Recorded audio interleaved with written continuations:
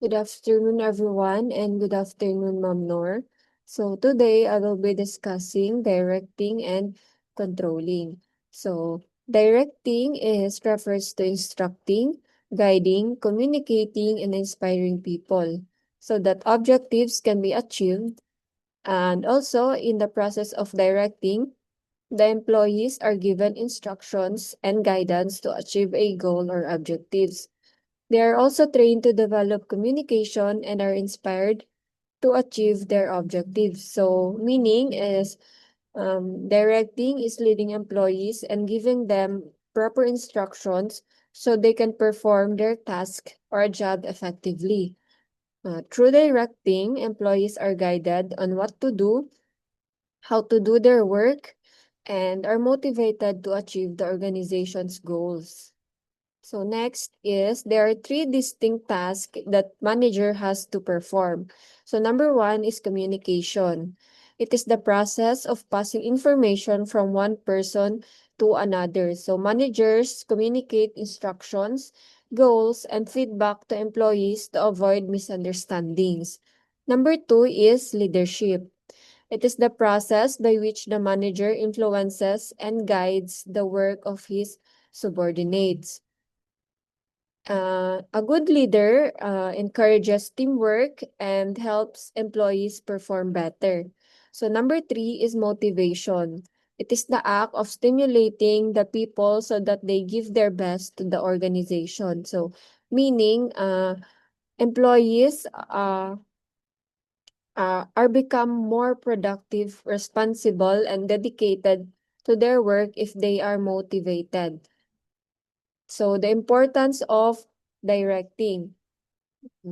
So directing is important because it helps organization function effectively and achieve their goals. So it is useful in many ways. So number one is it initiates action. So even if planning, organizing, and staffing are already completed, employees still cannot begin work unless they are properly instructed.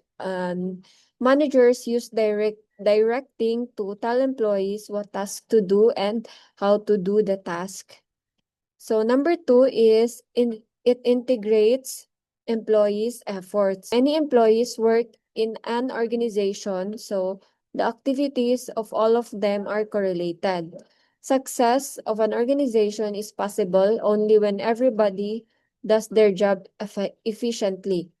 So if any one of employees in the employees chain does not perform up to the mark, so it adversely affect the performance of the remaining employees.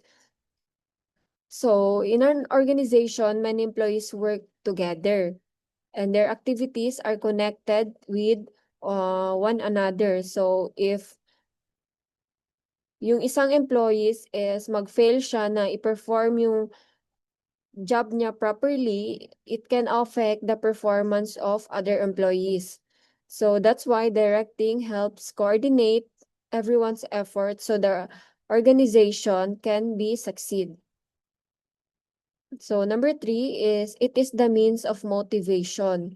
So the objectives of an organization can only be achieved by motivated employees. Yes, motivated employees work with full dedication and with a feel of belongings. The work of motivating employees can be accomplished through directing function of management. So organizations can only achieve their objectives when the employees are motivated.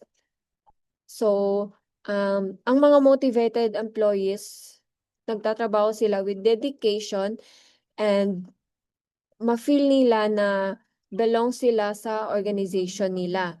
So that's why managers use directing to encourage and inspire employees to do their best in their work. So number four is it facilitates implementing changes. Often, the employees show resistance to change in their organizational structure, but with the changing demand of time, it needs to be implemented or enforced.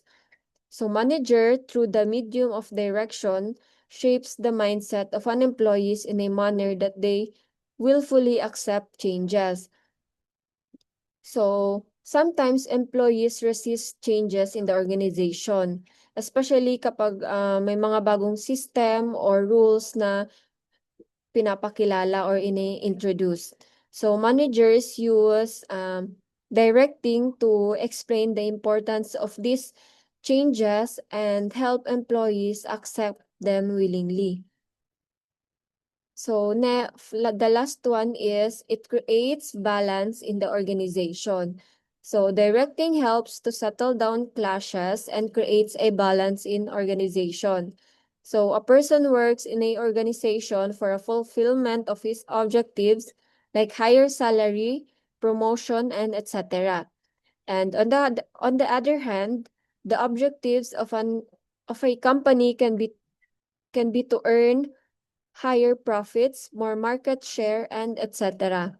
So managers, through direction, tell employees how they can fulfill their objectives while achieving organizational objectives.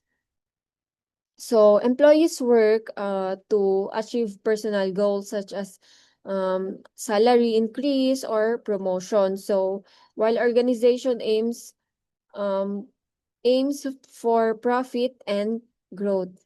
So that's why managers use directing is to help employee achieve their personal goals while also helping the organization achieve its objectives. So that would be all for my presentation and thank you for listening.